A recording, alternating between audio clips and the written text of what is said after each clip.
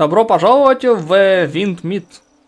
Если вы только начинаете игру, мир может показаться огромным, красивым и, честно говоря, немного перегруженным.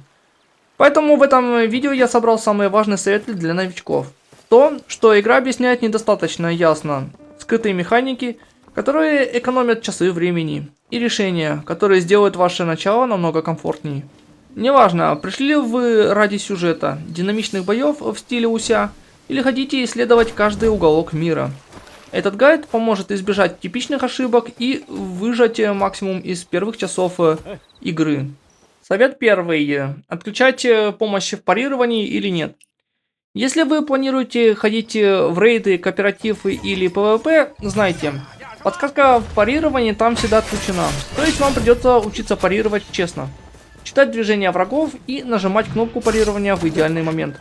Поэтому, если хотите освоить мультиплеер, лучше начать тренироваться таймингу как можно раньше.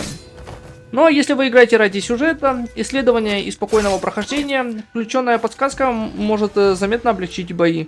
Особенно, когда на вас одновременно напрыгивают бойцы в ближнем бою, пока лучники стреляют издалека. Как это работает? Пока у вас есть ресурс проницательности, игра замедляет время в момент уклонения атак и показывает кнопку парирования. Тайминг все равно важен, но окно парирования становится удобнее. Удачное парирование сбивает с толку врага. Когда она падает до нуля, враг оглушается, и вы можете провести мощный добивающий удар. Еще один совет. Перед добиванием сделайте пару обычных атак, так вы нанесете максимум урона. Режим охоты за сокровищами. Отключить или оставить. Режим позволяет ломать предметы в окружении и иногда получать редкие награды. Но есть нюанс. Если предмет принадлежит NPC, разрушение считается преступлением. Это повышает вашу криминальную репутацию, дает розыск и в итоге может отправить вас в тюрьму. Если не хотите случайно стать преступником, просто отключите режим охоты за сокровищами в настройках вкладки «Игра».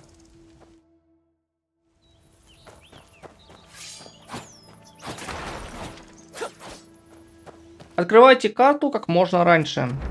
Когда вы впервые попадаете в зеленые угодья, найдите двух важных NPC – Странника и Цишена.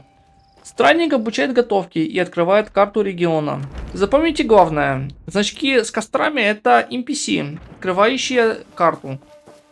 Всегда идите к ним в новой области. Так вы сразу увидите телепорты, лагеря, мировых боссов и квесты.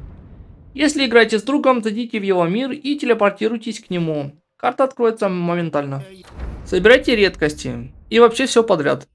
Освободив Цишена у медведя, вы познакомитесь с системой редкостей.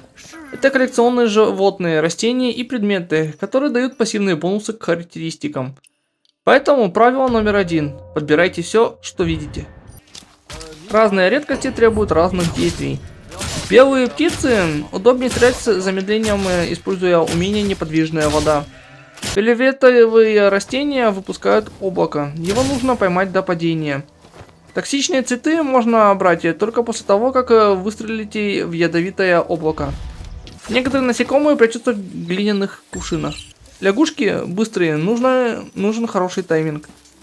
На мини-карте редкости отмечаются значком насекомого, если вы рядом. Как правильно лечиться? В бою используя порошки и мази из аптечки при нажатии X. Но ее объем сначала маленький, пополнять можно только отдыхом. Чтобы увеличить вместимость аптечки, приносите лечебные истории Яо-Яо в клинике Evercare. Истории попадаются за побочные квесты, за сюжет, за захваченные заставы, за мировых боссов. Лечебное оружие тоже отличный вариант, то есть веер или зонд. Вне боя. Вы восстанавливаете автоматически, если в инвентаре есть лечебная еда. Готовьте сами или покупайте блюда у торговцев. Если получили серьезную травму, переломы и болезни лечатся только у Яо-Яо за деньги. Либо у игроков-целителей, целая секта, специализирующаяся на лечении. Откройте полет как можно раньше. Самый быстрый способ перемещения в игре – это полет и быстрое передвижение.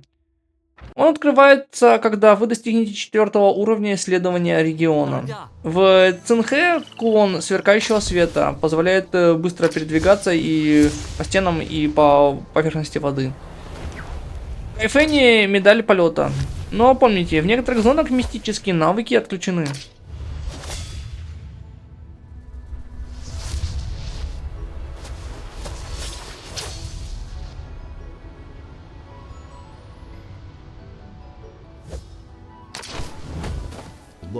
Используйте компедиум, он знает все.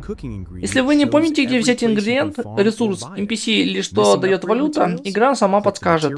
Например, наведите на ингредиент в готовке, появится список всех источников. Не хватает материалов для улучшения? Нажмите на ресурс и перейдите к быстрой группе поиска. Не знаете, зачем нужна валюта? Откройте кошелек и нажмите на него.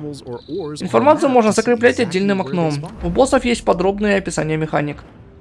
Также можно отмечать нужные материалы или животные на карте. Игра подскажет все места их появления.